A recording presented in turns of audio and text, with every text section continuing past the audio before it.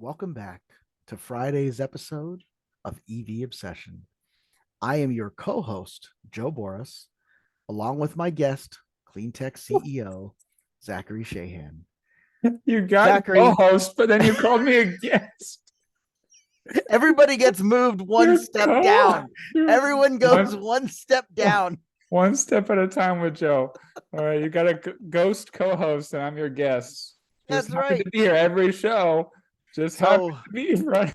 we are here, of course, Oh my to talk god. about pickleball. Oh no, we're here to talk about the U.S. and North American EV sales market and the EV market in general, which, if you haven't bothered to pay attention recently, is basically split in half between the Tesla Model Y and everyone else. Oh my gosh, that's pretty much the case. Yeah. Well, let me get Yeah, into it. get But into the screen I'm a share bit and put late. up the forms because it's just Yeah. bananas. I'm a bit late doing this report, actually later than I've been in as long as I remember. Well, now you're doing a podcast every day. That takes time. Well, yeah, I was late before we started this, but I did finally get to it, and this is the quarter two report, which you can find other quarter two auto reports, which are actually I'll have that coming next, and I do that in a way that no one else does it because I compare it all the way back to 2019. No one does that. People do year over year comparisons. No one compares two, three, four. I go like 5 years No back. one compares Similar with the to US. you. Well, not many people do.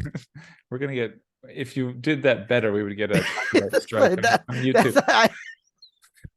But luckily you can't sing it. But I mean, well, so actually bad. this is a great test. We'll find out We'll if we get a find out. copyright strike.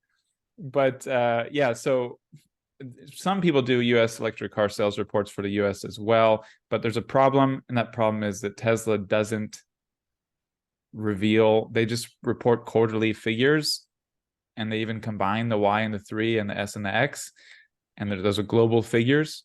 So you have to estimate. I used to do this myself, and in Troy Tesla, I was always very close with him, but he's been tracking the industry, I mean, tracking Tesla way more closely for a couple of years now. So I just lean on his estimates now for the Tesla numbers for the US, and also, go and collect all of the other EV sales numbers. There's Volvo also have to estimate because they don't break out the electric models. They report a recharge number, a recharge like percentage, but that includes plug-in hybrid. So you use that to figure. Anyway, long story short, I think this is the only such report you'll find on the US EV sales market because of how few people cover it, and because I compare it all the way back to 2020. So I'm looking at year over year comparisons for the quarter. So let's jump into it. So the first highlight is that the US electric car sales are up 147% in Q2 2023 versus Q2 2021. They're up 57% according to compared to last year's Q2. And if you look more at just how volume and percentage change is going, you can see that we're up 100,000 units in the second quarter compared to the second quarter of last year, and up 163,000 units compared to 2 years ago. So we're seeing strong growth in the US, which is impressive because China and Europe are seeing strong growth, but they have strong incentives. They have requirements that automakers sell more EVs. So the US doesn't have any such mandates. California has a bit, but it's Well, really but more. those don't take into effect until 2035. So we still have 12 years on that. Yeah, it's very market driven, very based on, I mean, there are subsidies, but it's not mandated. So it's Right. just shows how healthy the EV sales growth is, even in the US, even in markets like this. If you look at percentage change, as I said, that's 57% up year over year, 147% up compared to 2 years ago. Also, just to be clear, this is only full electrics, battery electric vehicles. This does not include plug-in hybrids. Yeah, these numbers are just absolutely fantastic. And It's funny because you hear two different narratives. I do a dealer show on Mondays called the Auto Hub Show with Ian and Jeff. Love those guys. And we have a ton of car dealers that show up on that show that are, group leaders, that are district managers, things like that. And the conversation that they're having and the feeling that they're getting is that EV sales are slowing down. And they're Yeah. getting that. Well, but it makes sense because in their head, a year ago, 18 months ago, they couldn't keep EV Yeah. inventory at all. They couldn't get it. It was all pre sold. You would go in, you would pay whatever you paid. And then in 3 to 6 months, maybe you'd get your vehicle. And now they have vehicles on the lot that have been there for 15, 20, 30 days. And they're sitting there going, well, this is slowing down.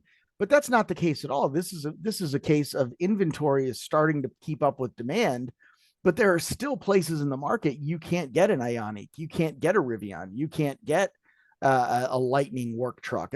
There's plenty more to unpack there, where the Lightning work trucks are still 2 years out. The Yeah.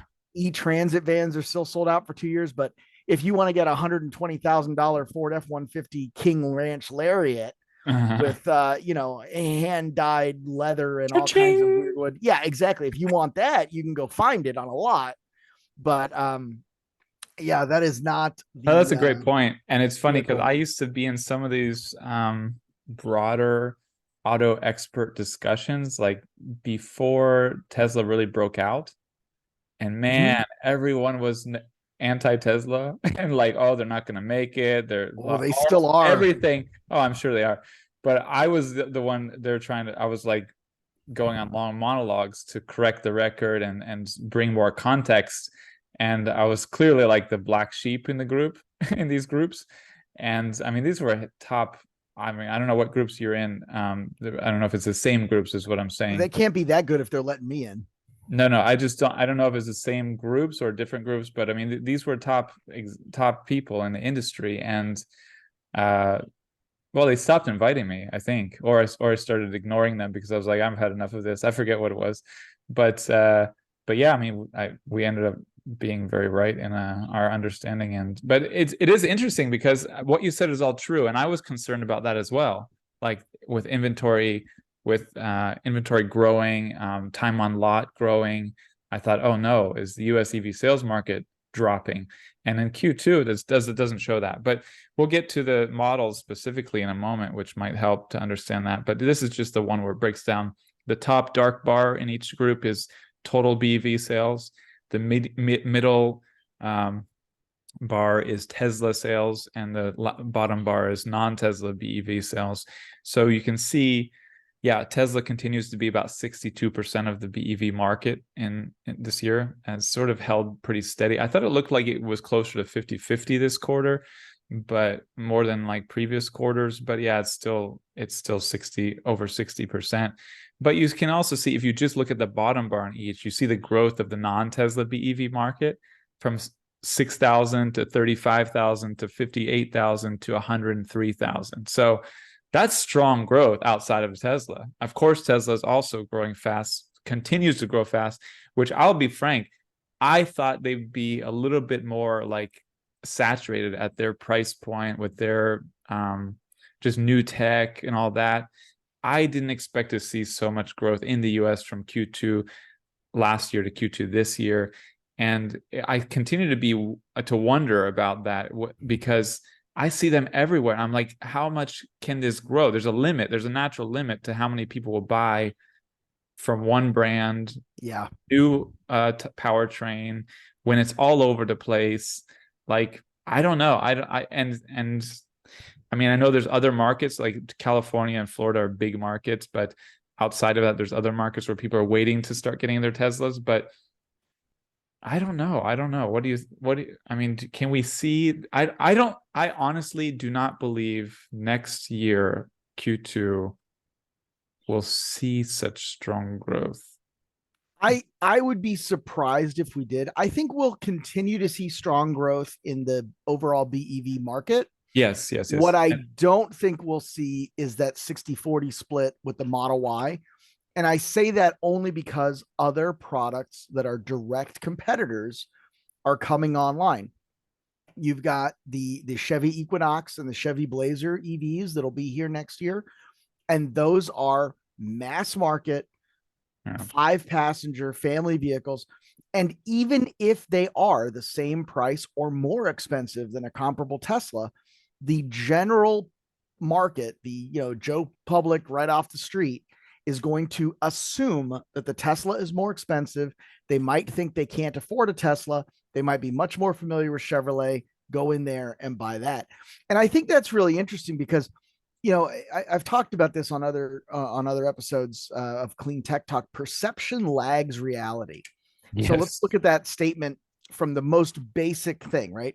A thing happens out in space, a million miles away, and it takes time for the light to reach your eyeballs. And by the time the light reaches your eyeballs, your brain has to process it and then perceive what happens. Something has to Yo, happen. dude, you're bringing a Carl Sagan like talk here. Carl I'm doing Sagan it. TED talk. What happened to Joe Friday? Holy This moly, is I'm this impressed. is this is it's more of a Richard Feynman, Oh my gosh. but I'm gonna go with this. Now I'm even getting corrected. This is amazing, Joe. I'm really impressed. Okay, this is regardless. So this is more of a Feynman thing, but Now we're I'm gonna making go you with that. nervous. I'm making you nervous. No, we're good. So something has to happen before we can perceive it, right? And I think Teslas came into the world as very expensive, high end Mercedes S class type vehicles, and they registered in the public consciousness in that way. I'm not talking about car people. Car people are very different animals. I'm talking about general people who buy cars because car people don't really necessarily buy cars except for Teslas. So you've got this group, and then the price of the Tesla, not only relative to the rest of the market, but relative to inflation, Teslas have become dramatically more affordable while the rest of the market has become more expensive. If you look at in some states with the incentives that are there, you can get a Tesla Model 3 for significantly less than a Toyota Corolla. Well, that's sort of true because there are certain incentives, but also that right now the Model 3 price is about what it was when I bought it 4 years ago. So it's gone up and then back down. So Sure. it's not really, it hasn't ever gone really low, except for the fact that you can get with incentives now again. Because when I bought mine, it was the federal tax credit was cut in half to 3,750 from 7,500. With the Inflation Reduction Act, it's back up to 7,500. So you have basically the lowest price Tesla has sold, similar to when I bought mine, but you have more incentives, more subsidies. But look at the rest of the market. That Toyota Corolla, that Ford, Oh yes, no, I agree. they have all gone up. So they're all going up. Tesla's going down. There's more incentives. It's become more affordable. And as they make things like the Highland, as they make more advances in the way they manufacture cars, and they're able to drive down costs, they're going to continue to have that kind of market advantage, right? So Yeah, I do think that there's an upper limit. I'm not one of these people who believes that there is an infinite demand for Teslas, but I think I'm shocked. in no, Shocked. there's not. But I think that they are pulling the demand levers effectively, Yeah. and they will be able to steer this forward. And I think, interestingly, I don't think the general public cares about robo taxis. Yeah. Well, there's three things that make me think it can't keep growing like it can. There's one thing that makes me think it can. So one thing is what Paul Foss has highlighted on our website very well, which is you can basically get a Tesla Model 3 for cheaper than a Toyota Corolla. Yep. And the difference in value and quality there is enormous. So if people start to figure this out, quality in terms of what you get, I mean, look, it's a huge gulf between the Model 3 and the Corolla. Huge in terms of drive quality, tech, everything. I mean, seats as well, in my opinion, are way far better. But if people start to figure that out, then I could see the sales growth continuing. But I'm not that confident in people figuring that out. I mean, I don't know. We'll see.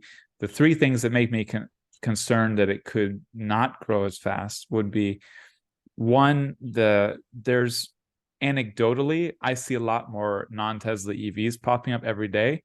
So I think people are starting to realize there are non-Tesla EV options that are really good as well. And there's just choice. There's choice, whereas there wasn't much choice before. And those models increasingly will have access to supercharging. So make Yes. that 1 or 2 points there. But I think that basically there's going to be a lot more market for the non-Tesla BEVs than there was in the past. And secondly, I do think there's just like a natural limit with how many you can sell in this price point and this kind of class, this perceived class even. And it's already 8th in the overall auto market rankings.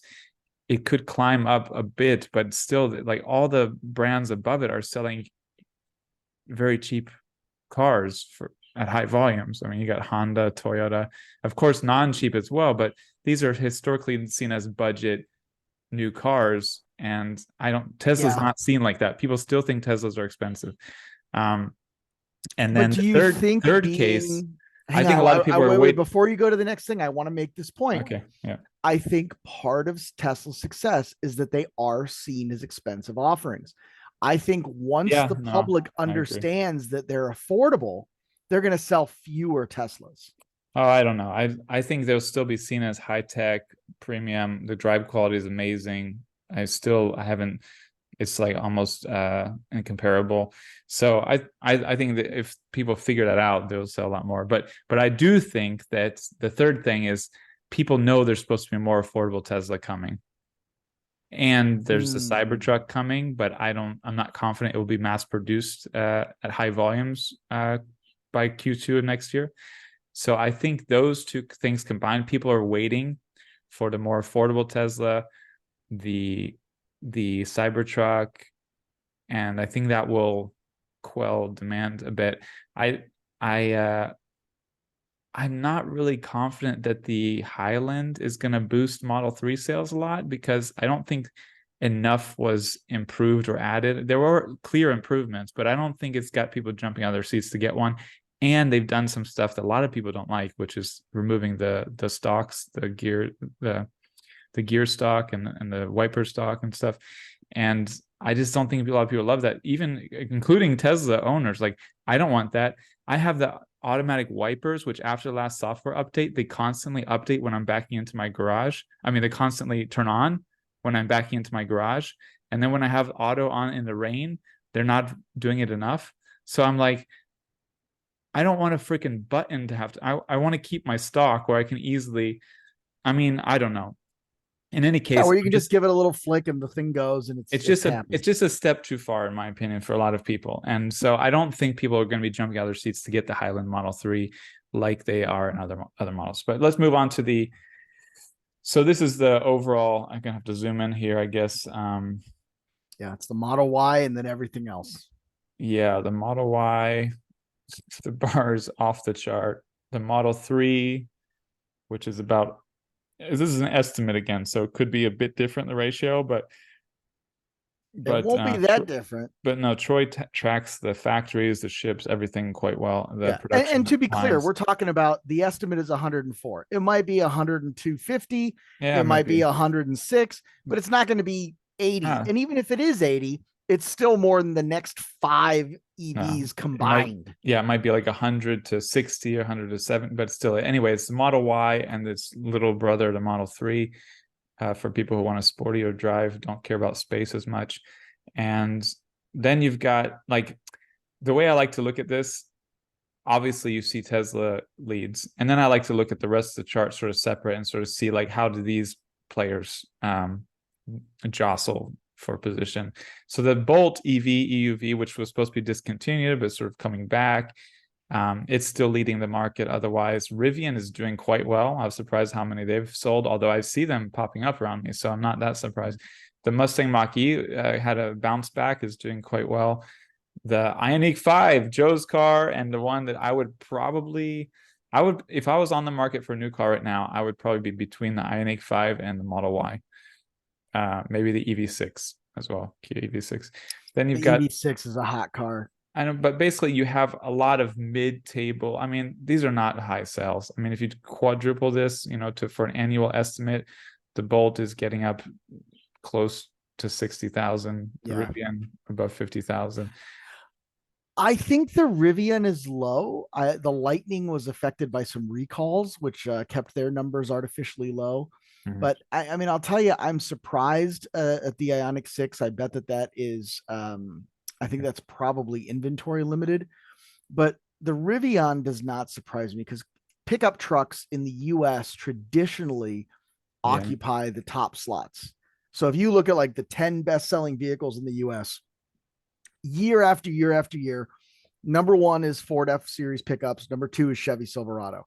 Pickups are like a huge, and they're hundreds of thousands, way more than anything that you could call a car. So I'm not surprised by that at all. I think next year the one that's going to be really interesting is going to be the Silverado.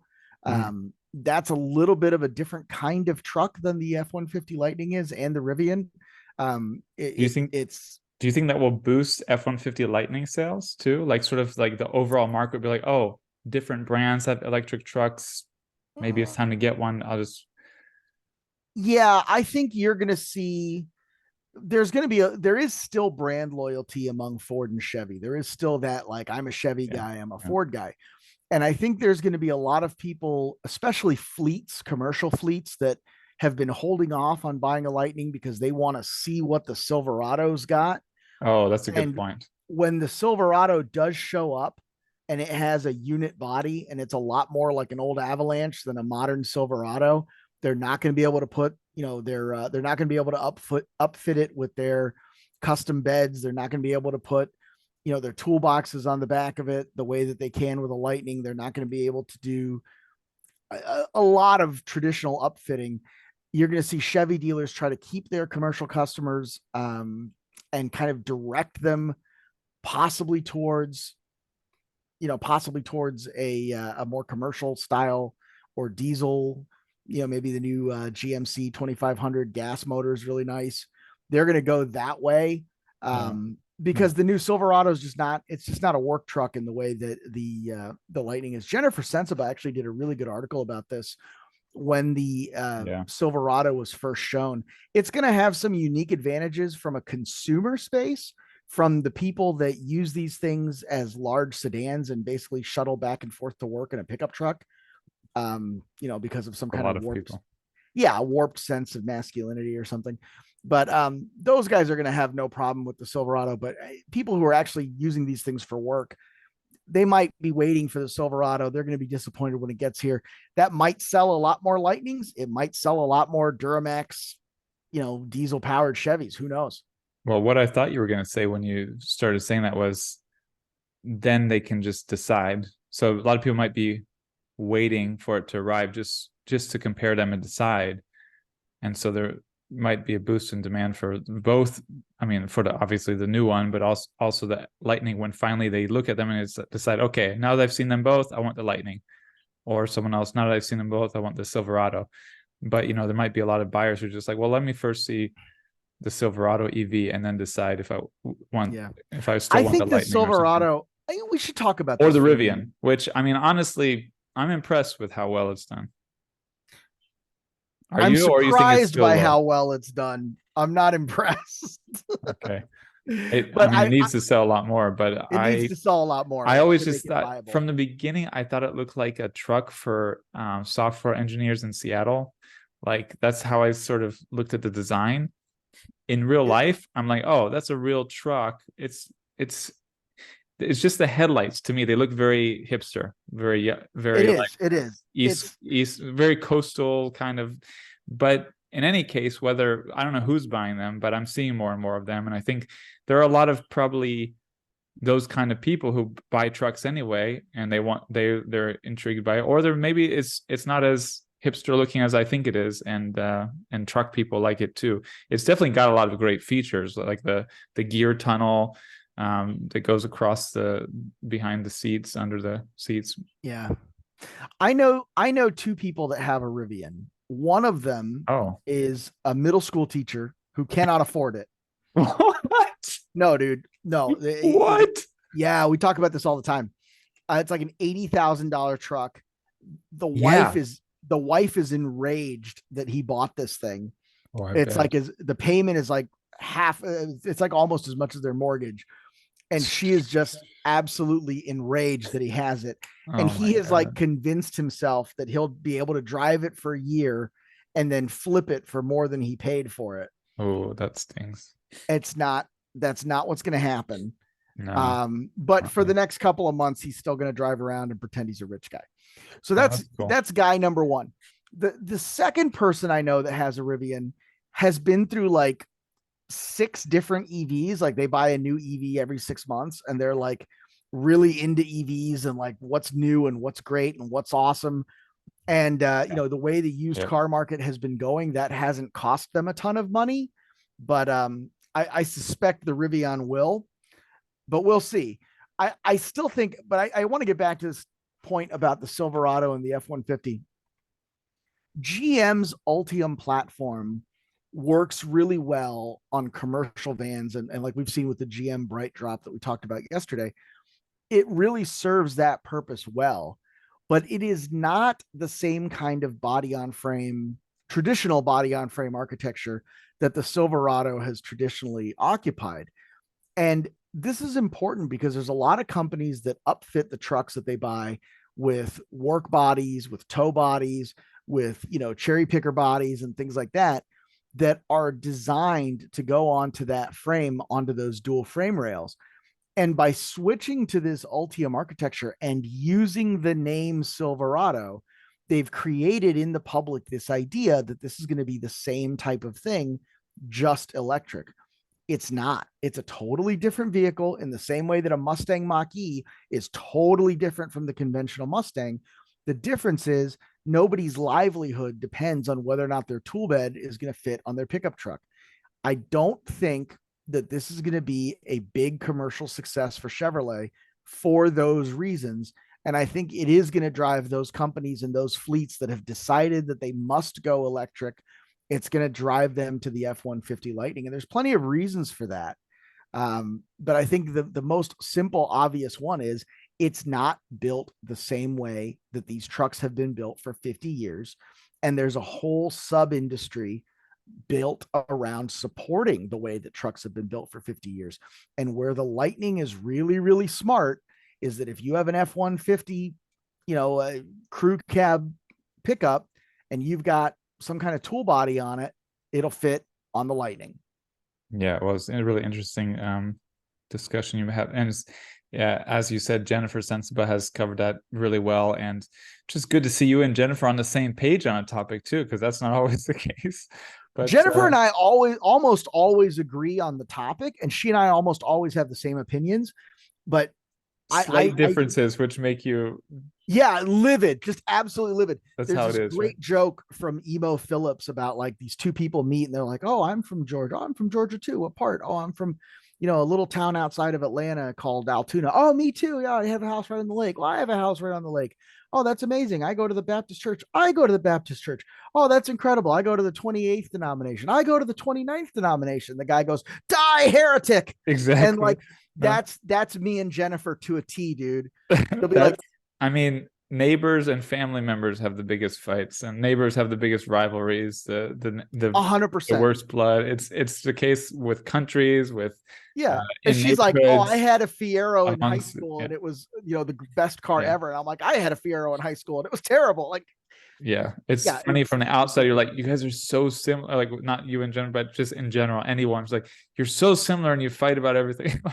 But one yeah. more thing I want to highlight in this chart is Audi sort of hurts its like its superficial look on this chart because it breaks out its models by so many different in so many different ways, and the model sales. So the opposite of Tesla, basically, it's got the Q4 Sportback e-tron, the Q4 e-tron. They have like they have so many different e-tron. Let's see the Q4 e-tron up there.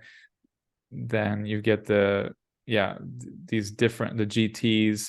So they actually are doing quite well, but because they split their sales data out so much, they're just all at the bottom mostly. And then But that Mercedes is a goes bit to similar. show that goes to show who is being served, because Tesla's reporting exists to serve the shareholders and pump the stock. Audi's reporting exists to, yeah, report and give intel, but you do not want to be buying an Audi Q8 and feeling like you're buying a commodity. You want to feel like you're buying something special. So Yeah, they're going to but do even the Q8, everything they can. they've got the Q8 Sure, e-tron, the Q8 e-tron Sportback, I don't know if they have the GT for that yet, but I mean they will if they they don't. will.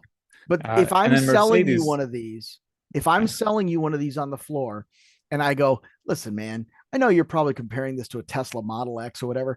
There's 7,000 of those sold in the last quarter. You probably have two or three of them in your neighborhood.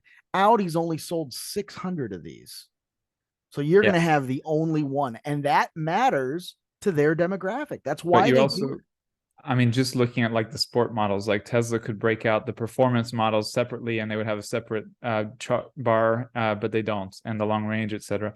And also, Mercedes does this with the, for example, the EQE SUV and the EQE sedan, and it's also the EQS SUV, the EQS sedan. That's basically like if Tesla broke out the Model Y and Model 3, but we at least estimate that breakout. But let's move on. So we'll do these a little quicker, but this is just change year over year in Q2 by model. So you can see Model Y has grown enormously. A bunch of other models have grown a bit. The Model 3 has been sort of, I mean, it's grown second, but it's not enormous like the Model Y. And a bunch have grown. Down at the bottom, the only models really that haven't grown are older models, or like in the case of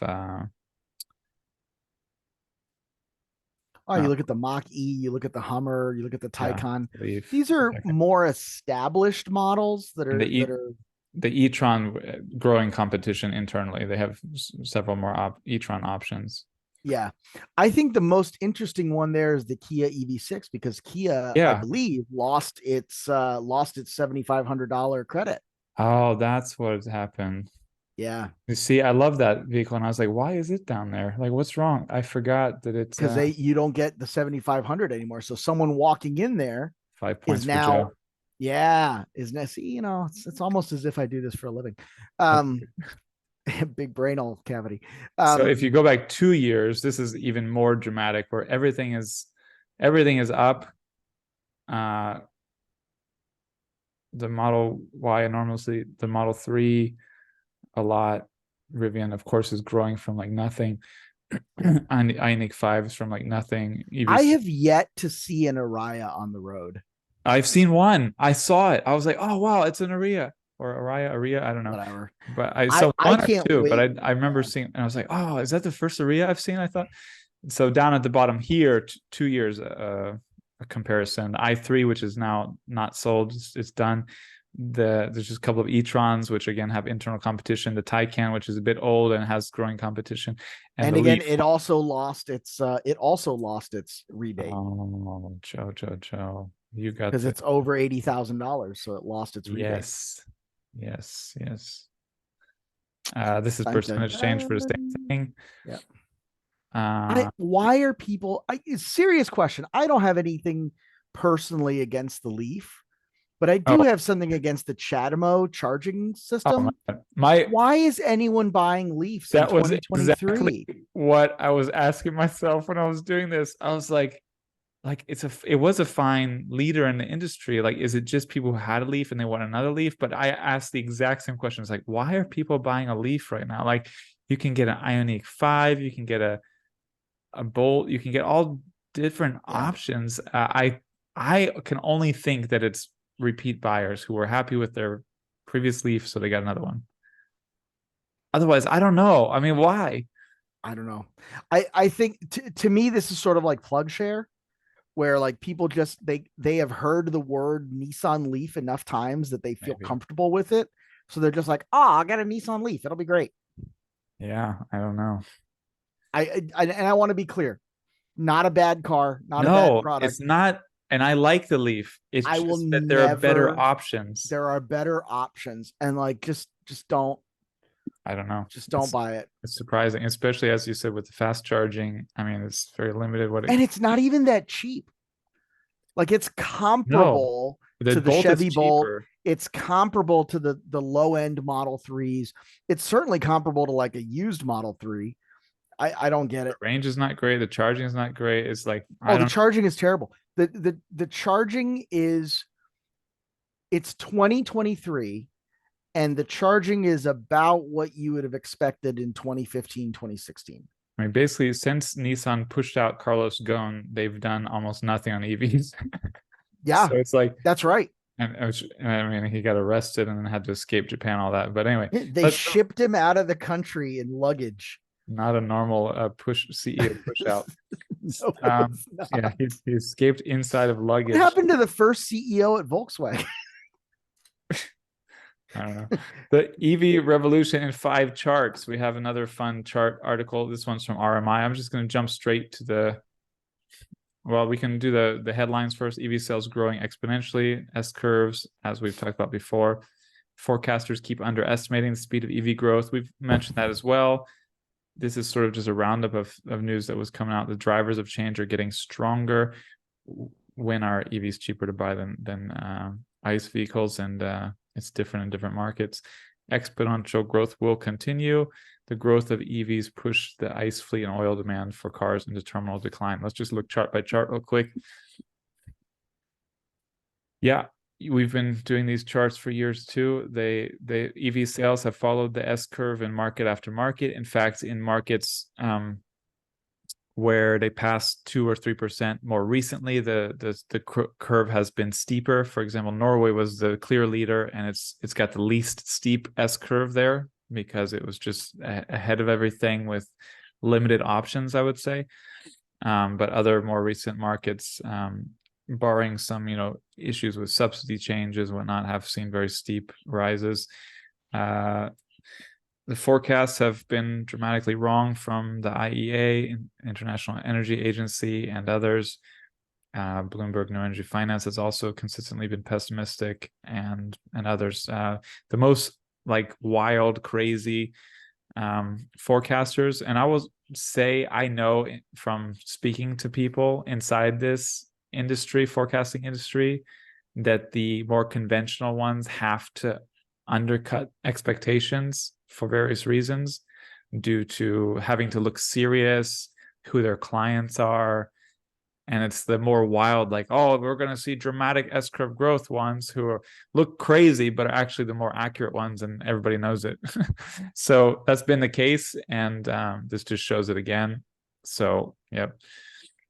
This is an interesting one about when EVs are cheaper than comparable gas and diesel cars, different sizes, SUV for SUV, large, medium, small cars in Europe, China. So this is interesting. So we're looking at 2026, supposedly in the US.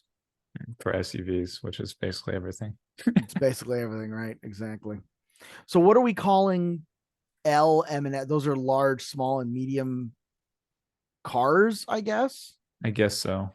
Because I don't see pickups on there, and I think that would be the number one.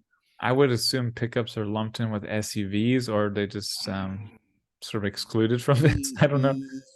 Well, it's funny you say that because legislation often changes very slowly in the United States. And we have a scenario where, and I don't know if you even realize this. Are you familiar with corporate average fuel efficiency standards, CAFE standards? Yeah. So CAFE standards primarily, or in some ways, affect cars differently than trucks, right? Yeah. So the reason that you're seeing the proliferation, big horrible loopholes. So to have a truck in the United States is that the rear opening has to be X% of the rear of the vehicle, and you have to have a flat load floor. So if your seats fold flat in your hatchback, like a Chrysler PT Cruiser was considered a truck because the seats folded flat, a Volvo XC40 is a truck because the seats fold flat and the rear opens up like a hatch. So all of these things are part of the reason that SUVs and crossovers are proliferating in the United States, because they can be legislated, they can be registered as trucks. They have different safety regulations, different fuel economy standards, even different emission standards. So that is part of the reason behind all this, and part of what's driving this, right? Is there's a concerted marketing effort to get you to buy SUVs. There's a higher profit which margin count as because light less duty stuff is there. trucks. Exactly.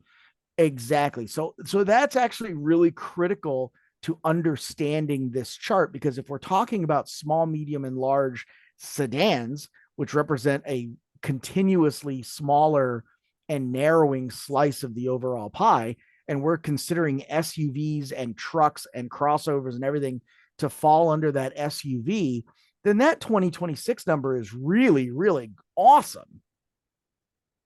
Yeah, I had to sit back because that issue makes my blood boil, and it just deflates me because When this is over, you can go play some pickleball and you'll feel better. I'm not. Now you make my blood boil more. I hate pickleball. We're gonna get to your pickleball sponsorship at the end, Joe. Voodoo Rangers. Sorry. I support you, but you're the only one of the only people I support playing pickleball because you're a good You friend. shouldn't. I'm literally just in I it for the free hate beer. pickleball, but I'm happy to I'm hear that you're just in good at it for the free beer. But this is a really interesting chart, yeah. And so you see large large sedans, I assume is what they're referring to, and SUVs in the US 2026, in China, and I mean in Europe it's 2025. China, funny enough, it's got the small cars are more competitive sooner in 2025. I'm surprised it's not already the case, but I guess they're not quite at 50%. I don't know, but anyway, just focusing on the US and Europe. Europe then gets with small and medium cars 2026, and the US medium in 2028, small in 2029, although nobody buys small cars in the US, so it doesn't matter.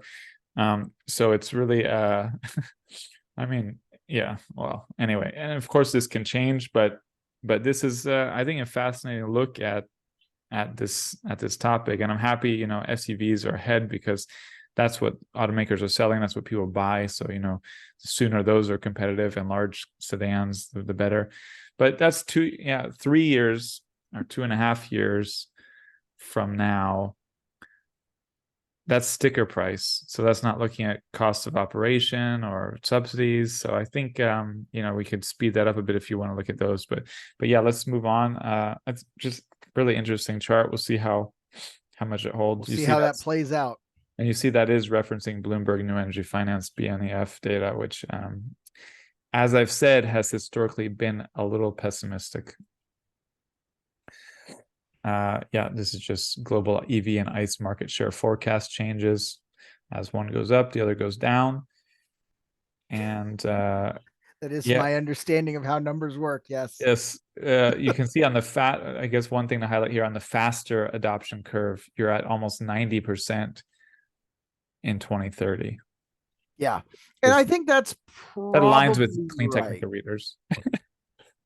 No, I think that's probably right. Where you're going to see holdouts is you're going to see holdouts in, I don't want to say rural areas because that's not what I mean. I mean areas that are remote. You're No, going to see yes, yeah, holdouts in Alaska. You're going to see holdouts in Wyoming and North Dakota, you know, places where people are used to carrying their own jerry can of fuel because access to fuel is yeah, not even reliable. And it's going to be hard for them to come to trust, you know, just to come to trust something else, right? yeah. And Norway's at that level and has been sort of hovering around 90% because there's certain vehicle segments where Mm. you don't get electric yet, I and don't know, you that's know, certain I, areas. I feel like the goal is to burn zero fossil fuels, right?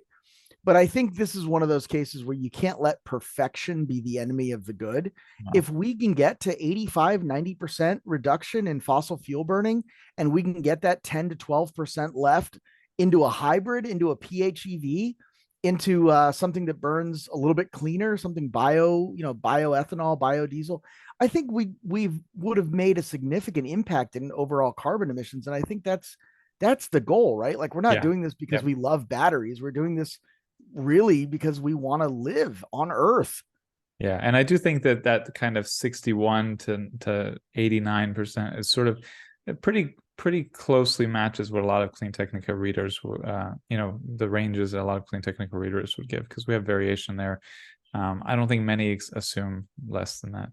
And of course, that means dropping oil demand, which is going to change a lot in the world, but we'll leave it at that today. We won't talk oil. Let's move to another story that doesn't have charts. Thank Jeebus. So this is a great story. Electric Autonomy is a really good site. They cover EVs with a specific market, that market being Canada. So they really focus on some of the municipalities and some of the government fleets that Canada is doing. Obviously, hydropower in Quebec and things like that have been energy leaders, renewable leaders for 100+ years, and electric autonomy has been covering that, very well for the last several years. So this is an interesting move.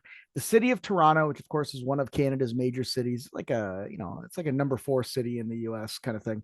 It's like a baby New York if you've ever been there. It's very nice. Toronto is proposing to require all vehicles for hire to be zero emissions by 2031. And this is actually a really interesting thing because this is delivery vehicles, this is taxis, this is limos, this is livery, this is commercial trucks, that kind of thing. So effectively pushing them to ZEV, I think, is going to be huge because the commercial market, the rental market, the hire market does put a lot of vehicles into the used car market, just like they do in the US. Enterprise does this, Avis does this. When they're done with their vehicles, they have a couple thousand miles on them. They churn them into the auctions and they go out and they're available for sale through car dealerships. So this is kind of the same thing. So this is just going to accelerate the secondary market for EVs among private passenger vehicles. So I'm really excited about this. The thing that annoys me about these kind of things is, as we just saw, the forecast is these are going to be electric anyway. But it's like, oh, we're making a big commitment to basically follow the normal adoption curve. But on the other hand, it gives a signal. It's what makes the market get there quicker. So I do like it. I think I love these. It's just I'm all the cynical like little part of my brain is like, of course we'll already be there. What is this? Like you want to do But something think about, aggressive, make it 2027, yeah, but no, I agreed. think it's great. And it's funny to me too, because Kara Clareman of Plug and Drive here, we both presented at a Renewable Cities conference in Vancouver. I think, was it 10? No, I think it was 8 years ago. 8 years ago in Vancouver. So it's funny to see, we're still both doing the same thing, and just how much has changed in 8 years, though, because that's where I first gave the presentation, "The Future is Now," and highlighted that our technology of the future is here now, and we can use it now, and just become more and more true. But yeah, anything else Yeah. to say on this? I do want to point out that Canada is still one of those places that's a little bit weird where, as progressive as Canada has been on a lot of issues that in the United States would be considered, ultra liberal, super progressive things, Canada is still very rural and they do still have a similar mindset to rural America, which is to say that they drive their pickup trucks, they like their internal combustion, they understand that. So, yeah, I think we're going to be there, but I think this is one of those where the US is actually a little bit ahead of Canada. So, I think 2031 will be a good step for Haven't Toronto. haven't Lyft and Uber said 2030? Yeah. US. But anyway, yeah. Well, they also have a very strong and powerful oil industry in part of the country. Vancouver is the really progressive, of course, like the same West Coast. Yep. And Vancouver is great for EVs anyway because like 99% of their electricity comes from renewables, a lot of Well, and hydro. there's just not that far to drive. So like all of their emissions are almost from cars. So it's like the more you electrify, the better. Yeah. And that was something Kara Claremont pointed out at that conference 8 years ago, and still remember it. Yay. So So this is a this funny is, story for yeah, a this few is reasons. interesting. It's well timed for reasons. I would say that, so Zach and I go back and forth on this hydrogen thing a lot. Um, I, I was indoctrinated into the world of hydrogen by the movie Who Killed the Electric Car? And, little Chelsea Sexton and being blonde and cute on TV and telling me that hydrogen was bad. And I just believed it. Right. But despite that, there seems to be a ton of hydrogen news. And in Europe, the EU, the alternative, whatever it is, alternative fuels infrastructure regulations, they have now effectively mandated every 200 kilometers from the city center, there's going to be hydrogen filling stations. They're going to be available for buses, commercial trucks, what we would call class 8s or semis here in the States. And I think those are markets where hydrogen can make sense. but they're also making it available for passenger cars. And I'm just not sold on the idea of a hydrogen passenger car. Yeah, the funny thing is this is such a long and complicated topic. We have like a handful of hour-long podcasts about this alone We do. from different people. And so I want to unpack a few things. One is the oil and gas industry has heavily pushed hydrogen for over a decade because that allows them to keep doing what they do, because the vast majority of hydrogen comes from natural gas reformation. And all the talk of green hydrogen is great, produce splitting water to create hydrogen using renewable electricity, but it's not close to cost competitive with natural gas reformation. So as long as they push hydrogen and talk about green hydrogen being the solution, when it comes down to it, any hydrogen, a lot of hydrogen is going to come from natural gas for the foreseeable future. So it's a sneaky way for the oil and gas industry to push hydrogen. On the other side, there are applications where green hydrogen is the best solution in the long term, whether that's for fertilizers, for some storage, potentially for some large vehicles. This is debatable, of course, but for some large like aircraft, although that's like, you know, remember the Hindenburg? But so trains, large trucks, it's very debatable whether that is really the best long-term application, but it's at least debatable. It's at least a discussion, and a lot of people believe it is. So it's got potential there. It's been trialed in buses for over a decade. I remember in 2013, I was in Barcelona, EVS 27, and the director of the Barcelona Transit Agency was like, "Oh, we did hydrogen bus trials, and now we're doing a BYD electric bus trial, and it's like 10 times cheaper and like reliable." So even 10 years ago, it was like battery electric buses crushed them, and there's still pilots because there's like people get influenced by the hydrogen hype, and policymakers push it and force it and make it happen. So some of these bus trials recently have just been like, we're done. Sorry, we're not doing hydrogen. Forget that. Everything we said, we're going to battery electric. So I think there's been a clear shift in the market. Like, okay, yeah, hydrogen's bullshit. Sorry, and we're not doing that. Even in this article that talks about this new requirement, they talk about Danish hydrogen supplier Everfuel recently closed 3 and paused until further notice 2 of its refueling stations in Denmark. This is something about compliance, but I mean, frankly, it's just not competitive. It might be for large trucks. Maybe Europe is doing something useful here by forcing it, but it's, you know, a free market American would be like, oh, it's again Europe forcing, mandating inefficient, bad solutions. You know, like that's the other take you can have. And for sure, I don't see it as viable for small vehicles. It's just, I've seen plenty of comparisons or research on that. It's just like highly inefficient. There's no way it ever competes with battery electric in small vehicles. It might in large, heavy vehicles. There's 2 things that make it viable for large, heavy vehicles. The number one is that the fuel cell vehicle, the hydrogen combustion vehicles, they don't have the weight penalty that you get from batteries. And this is a real problem. We talk about this at ACT all the time. Yeah. Is that if you're carrying 4,000 to 5,000 pounds of batteries, that's 4,000 to 5,000 pounds of payload that you're no longer allowed to have because they're maxed out at 80,000 pounds. There's new legislation to max out semis at 82,000 pounds to help offset that battery weight. But the mass difference is way more than 2,000 pounds. So you're losing payload, you're losing income, you're losing the ability to legally move products. So that's one of the places where it really does offset, especially when you're talking about over the lifetime of a vehicle, 500, 600,000 miles of driving, 1,000,000 kilometers of driving. You separate that into loads, you take tons and tons and tons of payloads out of it. Now, all of a sudden, it becomes less commercially viable. So that's number one. The second thing is, it's not just the oil companies, it's not just the oil and gas providers that are pushing for hydrogen. The automotive suppliers are as well. If you look at Bosch or Delco and you go to their displays and you understand what you're looking at, I have some really good pictures of this. Actually, I'll send them to you. We can do another show about it. The housings for the compressor housings on a fuel cell that pump oxygen through, they are the same turbo housings that are being used on the performance cars. if you see the radiators and some of the materials that are being used within the exchange stacks, this is all stuff that already exists. There's steering pumps that are also starters that are also solenoids.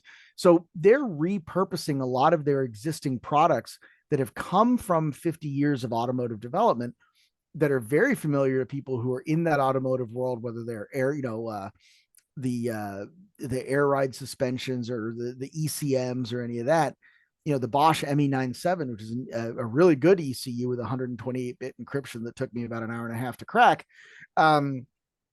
They're still using that on the Nikola hydrogen truck. So a lot of these Which things still exists. which still exists. So but what I'm saying is that I think that there's a whole industry that a lot of these governments are looking at, and we're talking about tens of thousands, if not hundreds of thousands of employees that are facing an existential threat of transitioning to battery electric, and they're all pushing for this hydrogen thing to go. So while I don't think it's the same as BEV, I don't think it should be put in that light. I do understand that there's a lot more pressures on these politicians than just oil and gas money. There's a whole industry that they want to keep going here. That's a good point. I mean, it's more doesn't make it right. It just means there's a lot more. No, there's a lot of people who don't want to see their companies and jobs go under. Yeah, this is something you just shared with me while we're talking. So analysis shows that it's now 14 times more expensive to drive a Toyota hydrogen car, or Toyota Mirai, in California than a comparable Tesla. Look at the price. Look at the price at the pump. It was $175 to fill up that car. Yeah, and I mean, there's so many ridiculous stories about trying to use these stations and trying to live with a hydrogen car. It's hilarious, but like tragic. Well, that's it. That's our show. But we've got one more thing. Yeah. Oh, I have to click this. Oh, I thought this was the site. Well, we can't announce this yet. It's not official. Oh, okay. Not official. So however, this is a teaser. So live dangerously. Enjoy that teaser. Yeah. Well, we'll just say, as you know, as you may have gathered, I'm a tennis nut, and Joe is a racing nut, but he's also become quite adept at pickleball, which is the nemesis, the arch enemy of tennis. But in any case, this might be. You might see me in a Voodoo Ranger themed, spandex onelet.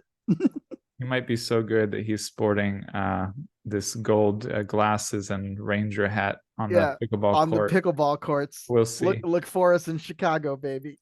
That's our show. Thank you very much. Peace out. Oh my God. I can't believe we're still recording. I have